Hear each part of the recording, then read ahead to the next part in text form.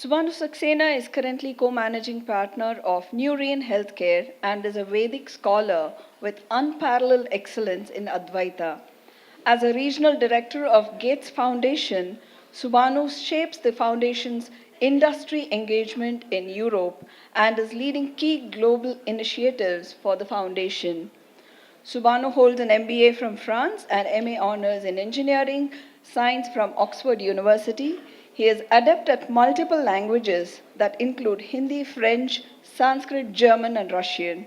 He is an executive committee member of Bharati Vidya Bhavan, London.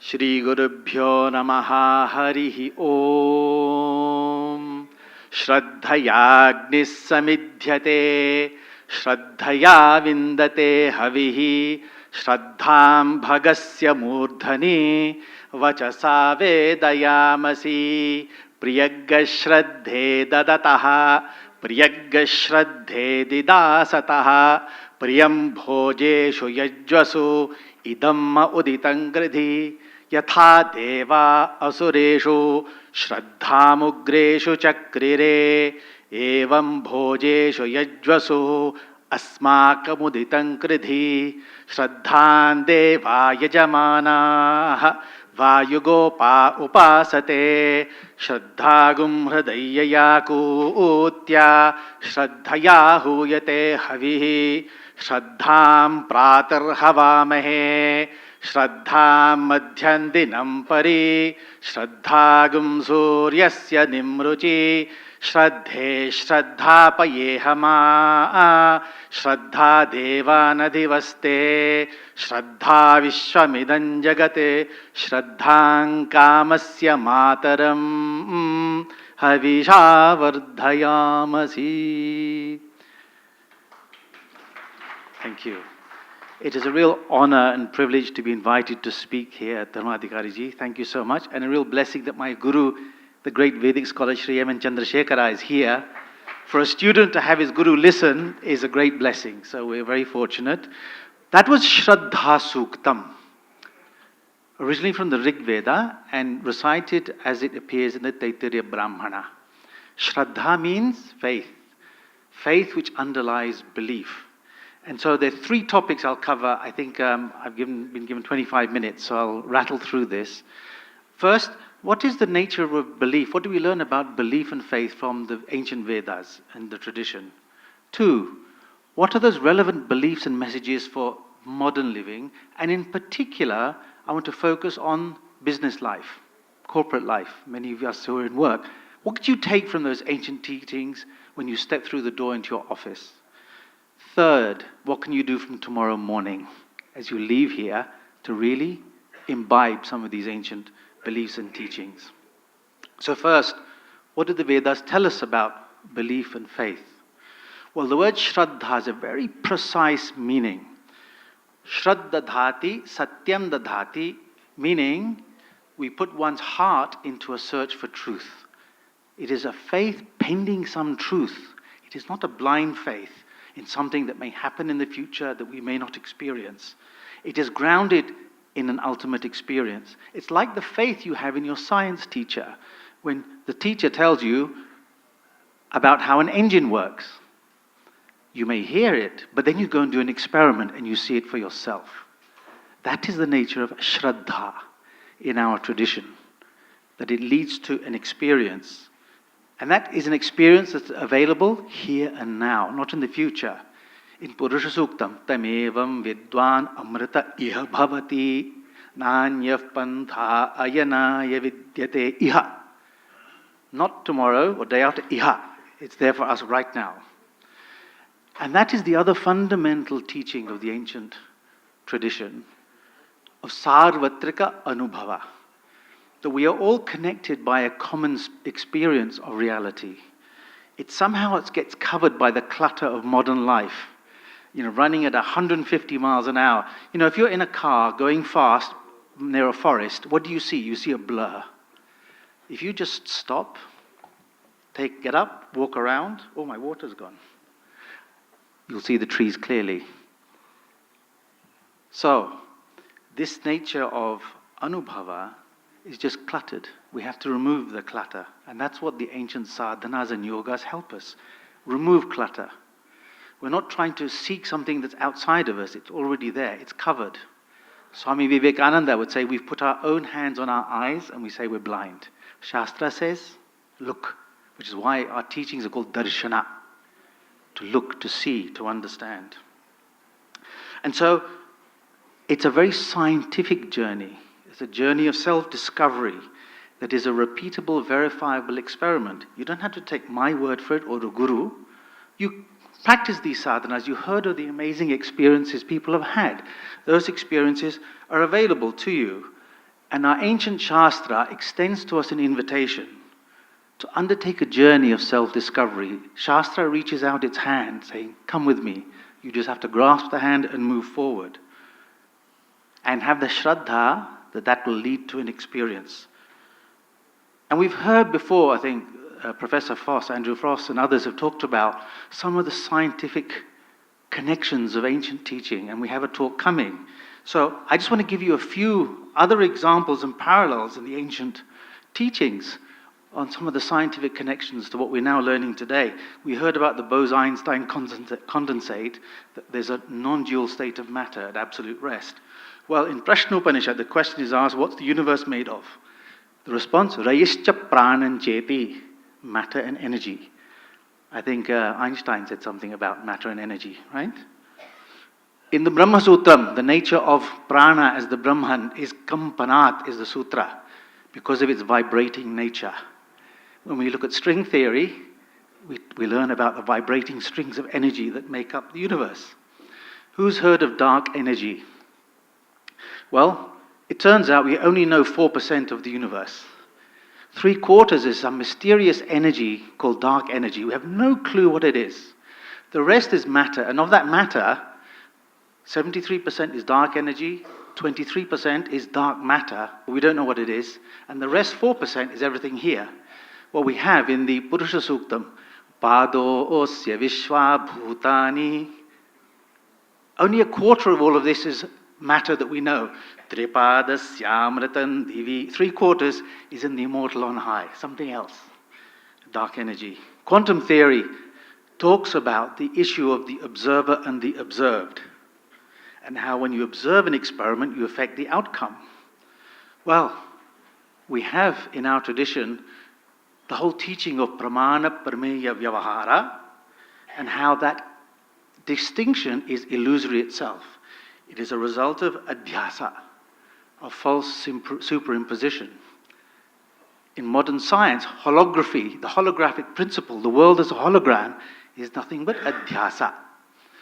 And if you want to understand these principles, Shankaracharya's introduction to the Brahma Sutram is itself called Adhyasa Bhashyam. It's very short. It encapsulates the whole of Vedanta teachings in a very small space, where he talks about the nature of confusion that causes us to see the world for something else than it is in reality. And the Shastra is giving us those eyes to see the world. So you saw some of those simple examples of how actually that scientific basis we're learning in modern physics today. And that's just a few examples that I gave you. And so that belief that's not linked to Anubhava becomes mere dry speculation. Shushkatarka, it's called. Nane nimishena shushkatarkasya atra atma labha sambhavati, Shankara says. There's no place for dry speculation in our tradition. It's all based on experience. Anubhava vasanatvat bhutavastu vishayatvat cha brahma jnanasya, he says. This Brahma Jnana is rooted in an experience that's here and now. Because of that, belief, there's another part to belief in the traditional teaching, which is beliefs are there to be discarded. Now this may be something interesting for you all. Beliefs are mere signposts on the path to knowledge. And when a belief has fulfilled its purpose, it must be removed. We cling on to a belief as the supreme truth. Well, our tradition says it's a temporary truth. This technique is called Adhyaropa Apavada. It's explained by Shankara in the Gita, chapter 13. I can give you more details offline, but in the interest of time I won't. But this notion of adhyaropa apavada prakriya. You temporarily teach something. When it served its purpose, you discard it. That's how we learned about the atom. At school, what were you first told? The atom is this ball, these balls hitting each other. You understood the teaching? Right. Now forget it, it's not that. There's a nucleus, there's an electron. The electron's going around the nucleus. Did you get it? Yeah? Now forget that. It's actually a wave, not a particle. Do you get that? Yes. Now discard it. It's a wave particle, and so on. This is adhyaropa apavada. Same with belief. But we cling on to a belief as it's the absolute truth and forget it's just a checkpost. No one rishi or one belief is supreme. In fact, Yudhishthira tells us this. He's asked in the Yaksha Prashna, what is the path? His response is, Shrutir vibhinnaha. The Vedas are ek taraf, one side. Smritayascha bhinnaha. The Smriti texts are somewhere on the other side. They have their own purpose. Naiko munihi yasya vachaf pramanam. There is no one muni whose truth is above all others. Dharmasya tattvam, the truth of dharma, nihitang guhayam, is hidden like in a cave. Mahajano yena gataha, the way the great have led their lives, sapantaha. It's what you do that counts, not what you say. And the great, if you look across the great leaders of the world who everyone loves and reveres, they're rooted in a common experience of reality infused with compassion, love, service. So, beliefs are there to be discarded. Now, with that context, what are some of the beliefs and messages that are relevant for our modern day and age? Where the goal is to live an outwardly active life and inwardly a supremely inactive life, so that life becomes itself a meditative experience. Well, the first message, you have to study this. Be curious and hungry for knowledge. And to do that, we're expected to challenge and ask questions. It's not about blind, just accepting what you hear. Krishna says in the 4th chapter, Pranipatena tadvidhi pariprashnena sevaya upadekshantyate jnanam jnaninas tattvadarshinaha. With the spirit of humility and compassion, ask. You must be curious. You must have the joy of a child in learning about things and never lose it. Shankara says the wisest person, balyena tisthaseta, still has the joy of a child and is curious to learn more. For there's nothing more purifying than knowledge. Naijnanena sadrisham pavitram iha vidyate. So in a world of misinformation, fake news, disinformation, educate yourself.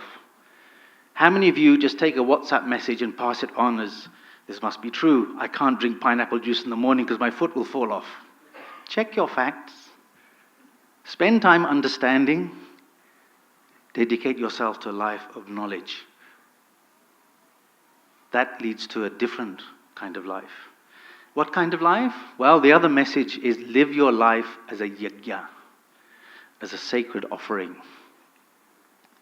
Brahmanyadaya karmani sangan tyaktva karoti yaha lipyate nasa papena padmapatram bhasa.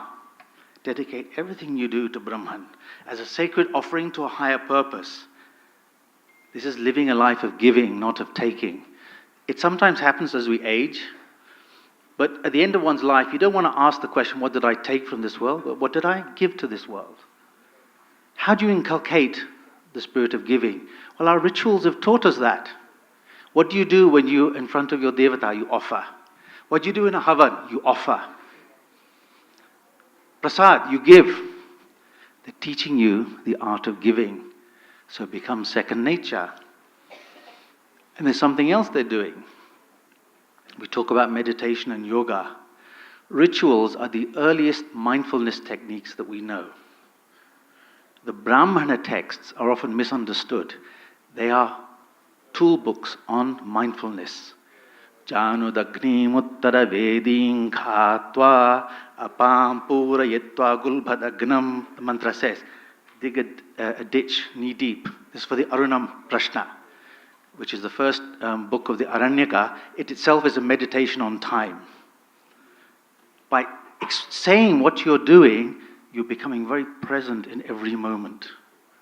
The practices that we saw just now, Tai Chi, the Japanese tea ceremony, these are all practices to make you fully aware and present in every single moment of every day. You've all had that experience. Some unbridled joy, whether it's holding your child or your grandchild, seeing a beautiful sunset, you're lost in the moment. You don't care about the results. You're just there, totally aware of everything that's happening to you. Now imagine if that was your state every single second of the day. Shastra says you can do that. If you practice these rituals as acts of mindfulness, dedicate yourself to training your mind. We'll come back to that later. The next is undertake a journey of self-discovery. There's an Urdu verse. Pehle ise ki tum kisi se milo. Before you meet somebody in this world, apne andar ke aadmi se milo.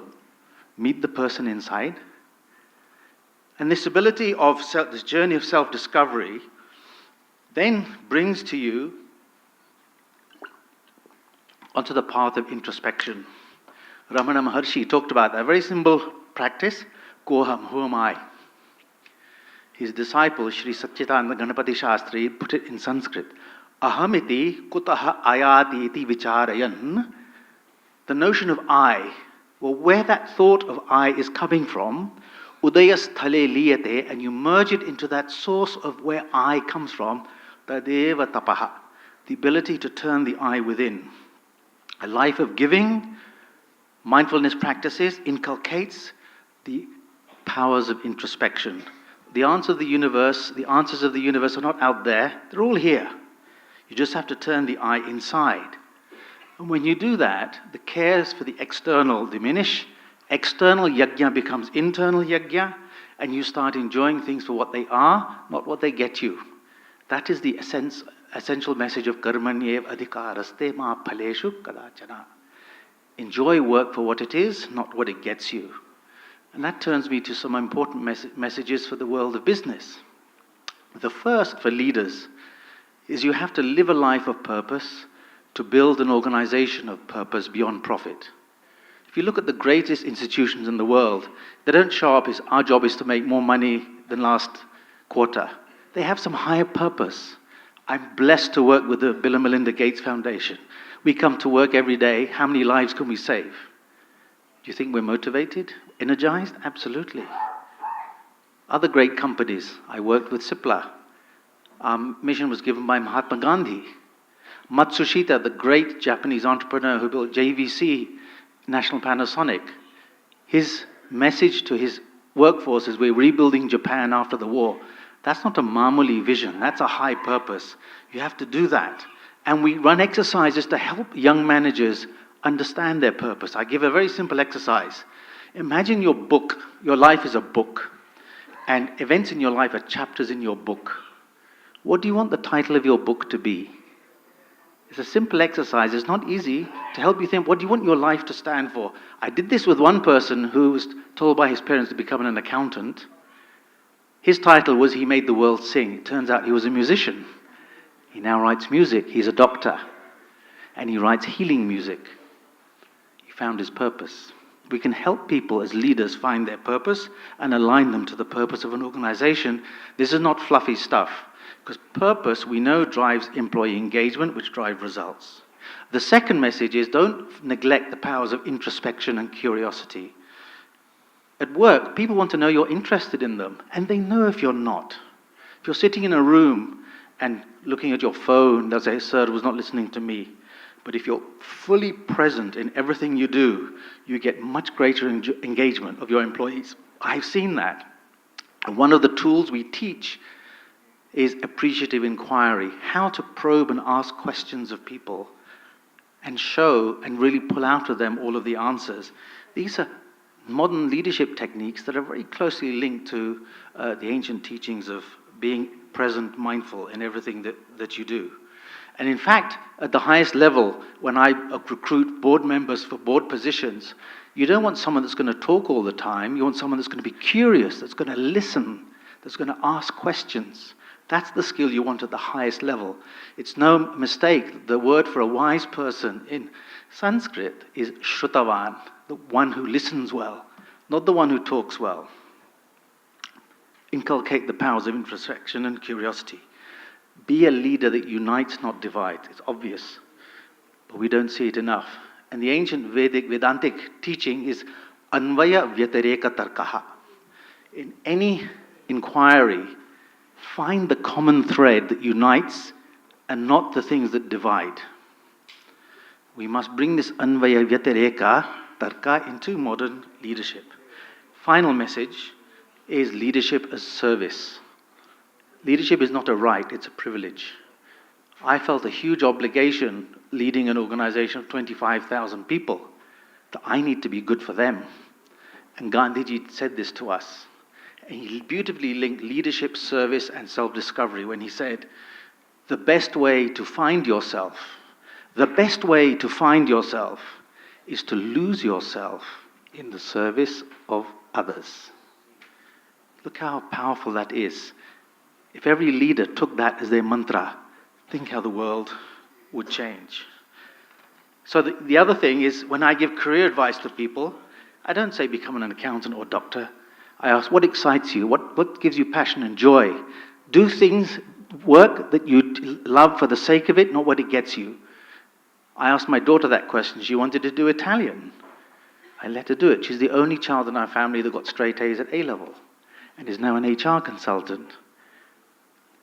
Follow your passions. Help people find their passions so you can enjoy your work for what it is, not what it gets you. If you dedicate it to a higher purpose and give purpose and meaning to the organizations you lead, you will have amazing results and also incredible impact on the world.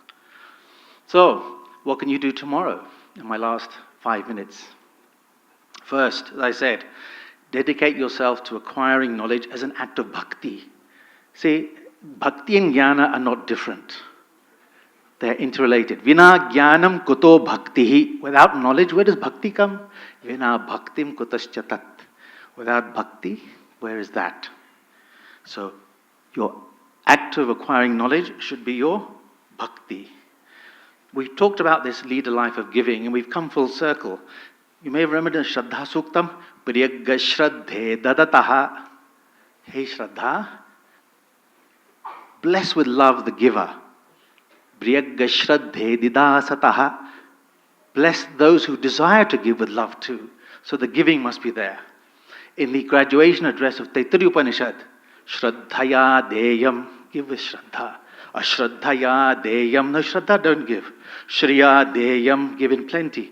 Khriya Deyam, give with humility. Give like this, not like this. Bhiya Deyam, give with fear. You may not get the chance tomorrow. Ajido. That Deyam must be there. You may have heard of the Harvard professor Tal Ben-Shahar, who runs the most oversubscribed successful Harvard business course. It's on happiness. And he's talked about, research tells us 3 attributes of states of happiness. One is people who do charitable work, give. Second, they spend time with people they love and care for, friends and family. Third, gratitude.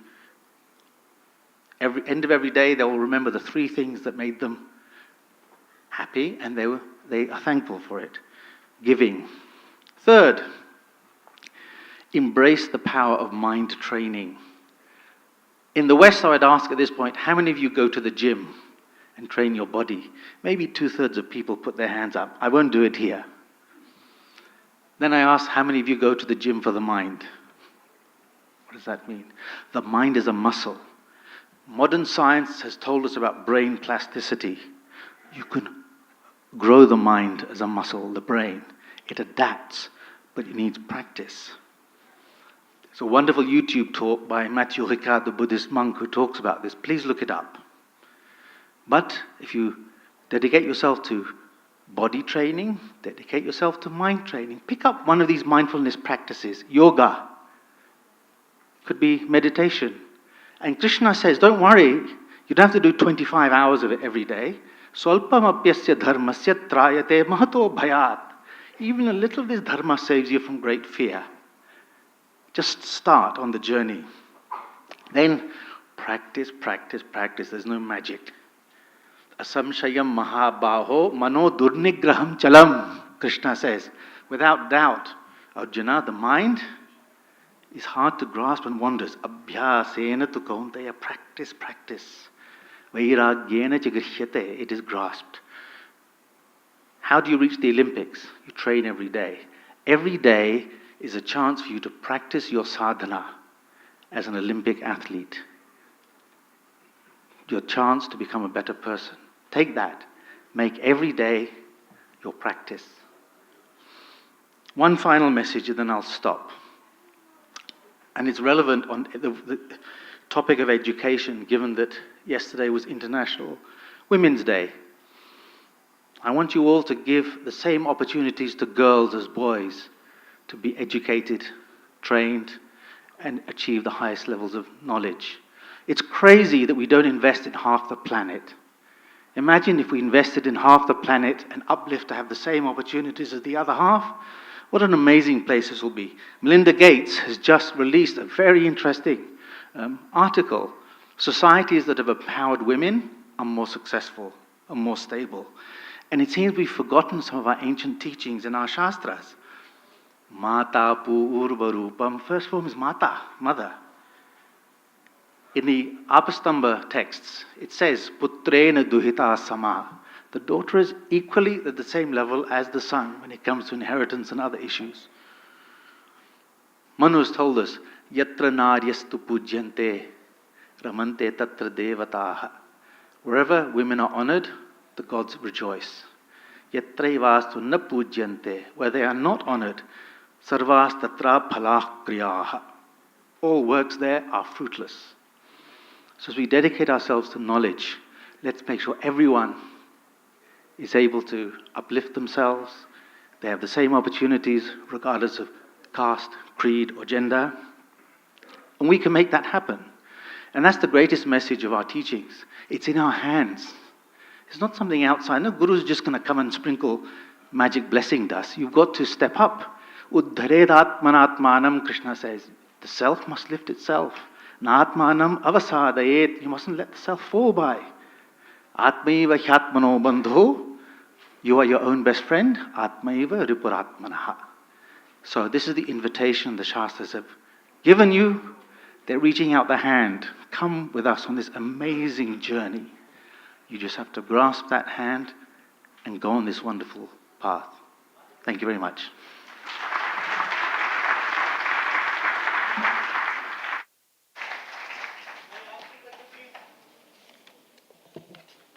Sorry?